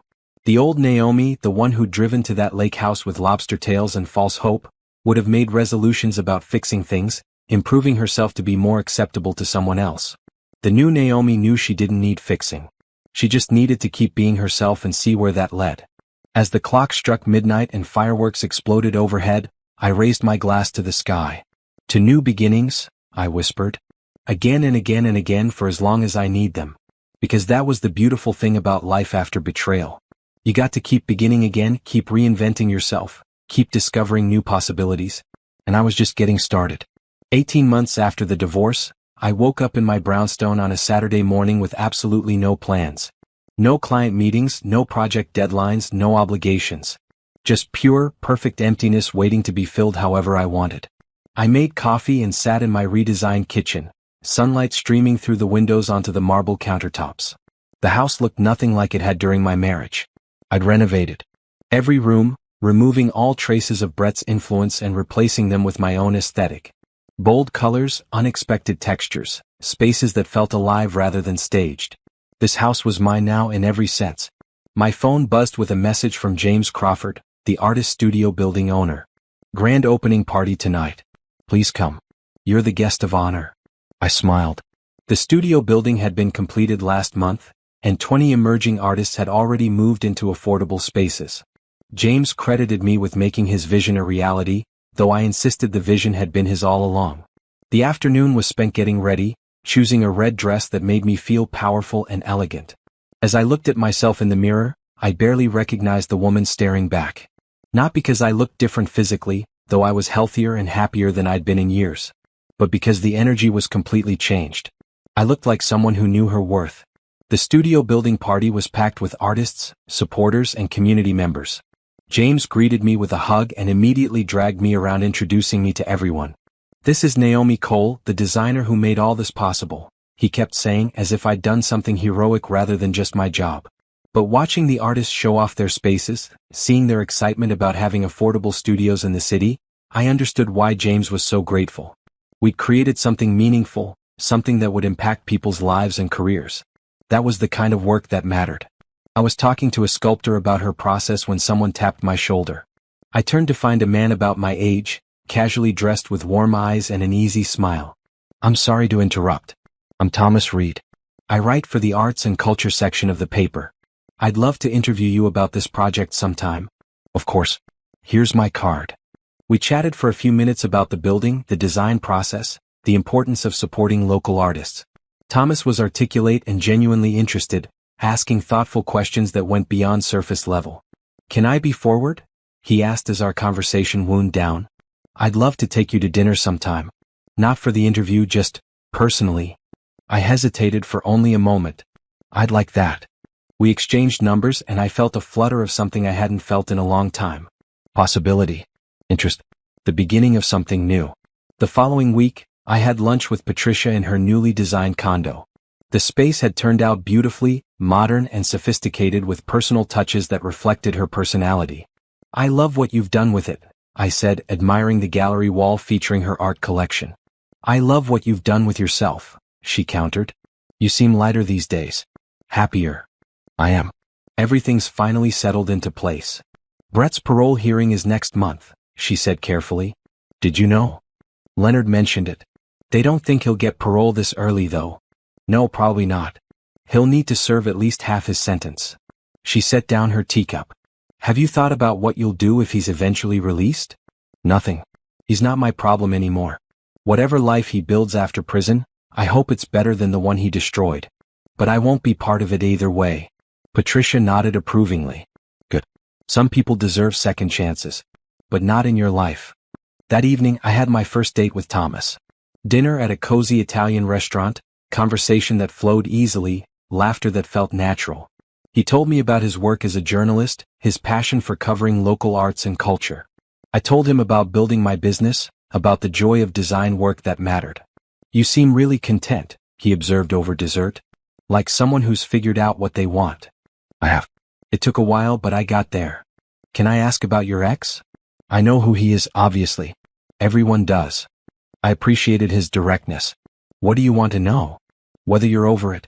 "Because I'm interested in you, but I'm not interested in being a rebound or a distraction from something unfinished." "I'm completely over it. He's serving a 10-year sentence and honestly I barely think about him anymore. My life now is so far removed from that marriage that it feels like someone else's past." Thomas smiled. "Good. Because I'd really like to see where this goes." Over the next few months, Thomas and I fell into an easy relationship. No rush, no pressure, just two people enjoying each other's company. He came to my office openings and client celebrations. I went to his book readings and journalism award ceremonies. We traveled together, ate amazing meals, talked about everything and nothing. It felt healthy in a way my marriage never had. Equal. Balanced. Two whole people choosing to share their lives rather than one person trying to complete themselves through another. Spring arrived and with it came a major milestone for Naomi Cole Design. We'd been in business for 2 full years and had completed over 50 projects. Revenue had tripled. Staff had grown to 15 people. We were profitable, established, successful by every metric. Simone and I celebrated by taking the team to a fancy restaurant, the kind of place we couldn't have afforded 2 years ago. Speech. Someone called and I stood with my glass raised. 2 years ago I was starting over from nothing. Scared, uncertain, questioning everything. I could have played it safe. Could have taken a corporate job somewhere. But instead I took a risk on myself. And you all took a risk on me. I looked around at the faces gathered around the table. Every person here has contributed to making Naomi Cole Design what it is. Your talent, your dedication, your belief in what we're building together. This success belongs to all of us. And I promise you we're going to keep pushing boundaries, taking on meaningful projects, and building something we're all proud of. The toast was enthusiastic and I sat down feeling overwhelmed with gratitude and pride. That night, lying in bed with Thomas, I thought about how much my life had changed. 2 years ago I'd been someone's wife. Now I was someone in my own right. A successful business owner. A confident woman. Someone who knew her worth and wouldn't settle for less. "What are you thinking about?" Thomas asked sleepily. "How different everything is now." "Better different?" "So much better." Summer brought news that Brett's parole hearing had been denied. He'd serve at least another 3 years. Part of me felt satisfaction at that, though I tried not to. Revenge wasn't healthy, Leonard had told me. But accountability was important. I didn't dwell on it. Brett was a chapter in my past, not a character in my present. Instead, I focused on what was ahead. A major conference keynote speech about business resilience. A book proposal from a publisher interested in my story. Discussions about opening a second office location to handle our growing client base. Thomas and I moved in together that fall, buying a new place neither of us had history with. We designed it together, his love of vintage pieces mixing with my modern aesthetic to create something uniquely ours. One evening, as we were unpacking boxes in our new home, I found myself thinking about the woman I'd been. The one who'd made herself smaller to fit someone else's expectations. The one who'd ignored red flags and made excuses. "You're quiet," Thomas observed. "Just thinking about how far I've come." From what? From being someone who defined herself through her relationship. Who thought she needed a husband to be complete. Who was so desperate to believe her marriage was fine that she ignored all evidence to the contrary. Thomas set down the box he was holding and pulled me close. "That woman doesn't exist anymore." "No," I agreed. "She doesn't. And I'm grateful for that." As the second anniversary of the divorce approached, I decided to do something symbolic. I sold the engagement ring Brett had given me, the one I'd kept in a drawer not sure what to do with it. The jeweler gave me a fair price, and I immediately donated the money to a women's shelter. Let something good come from that broken promise. Patricia called that evening. "I heard you sold the ring. How did you?" "Small social circles, dear. I think it's wonderful. That ring represented something that no longer exists. Better to transform it into something helpful." "How are you doing?" I asked. "Really? Well. Adjusted to my new place, enjoying my independence. Brett writes me occasionally from prison. I respond because I'm his mother, but I don't pretend to condone what he did. That must be difficult." "It is what it is. You can love someone and still hold them accountable. I'm learning that lesson late in life, but better late than never." After we hung up, I sat on my couch in the home I shared with Thomas, thinking about accountability and growth and second chances. Brett would eventually get out of prison. He'd have the opportunity to rebuild his life, to become someone better. I hoped he would. Not for my sake, but for his own and for everyone who would interact with him in the future. But whether he did or didn't wasn't my concern anymore. I'd moved so far past that chapter that his story and mine no longer intersected. My story was about building something from ruins. About discovering strength I didn't know I had. About refusing to let betrayal define me or diminish me. And that story was still being written, with chapters yet to come that I could barely imagine. The year ended with a celebratory dinner, just Thomas and me, toasting to another year of growth and possibility. "To new beginnings," I said, raising my glass. "To the life you've built," Thomas countered. "And to all the adventures still ahead." As midnight approached and another year began, I felt completely at peace. Not because everything was perfect, but because I'd learned that perfect wasn't the goal. The goal was authentic. Real. Mine. I'd spent years being someone's wife, playing a role, fitting myself into spaces that weren't designed for me. Now I was finally just Naomi. Designer. Business owner. Partner. Friend. Whole person. And that was more than enough. 3 years after finding Brett at the lake house with Candace, I attended a business awards ceremony. Naomi Cole Design had been nominated for Emerging Business of the Year, competing against companies that had been around much longer. I didn't expect to win. When they called my name, I was so shocked I almost didn't move. Simone had to push me toward the stage. Standing at the podium, looking out at hundreds of business professionals, I felt a surge of emotion that threatened to overwhelm me. 3 years ago, I began, my voice steadier than I felt. I was starting over from nothing. I just left a marriage that nearly destroyed me. I had no business plan, minimal savings, and more fear than confidence. But I had something else. Determination to build a life that was mine. Not borrowed, not reflected, not dependent on anyone else's success. Mine. I paused, looking at the faces in the audience. This award isn't just for me. It's for every person who's ever had to start over. Who's faced betrayal or loss and chose to rebuild rather than give up. Who's looked at their broken pieces and decided to make something beautiful from them. This is for all of us who refuse to let our worst moments define our futures. The standing ovation surprised me. As I walked off stage with the award, I felt like I'd finally closed the door on that old chapter completely. The woman who'd driven to the lake house with lobster tails was gone. In her place was someone stronger, wiser, more authentically herself than she'd ever been. And the future? The future was whatever I decided to make it. Because that was the greatest gift to come from betrayal. The understanding that I alone controlled my destiny. No one else could make me happy or successful or fulfilled.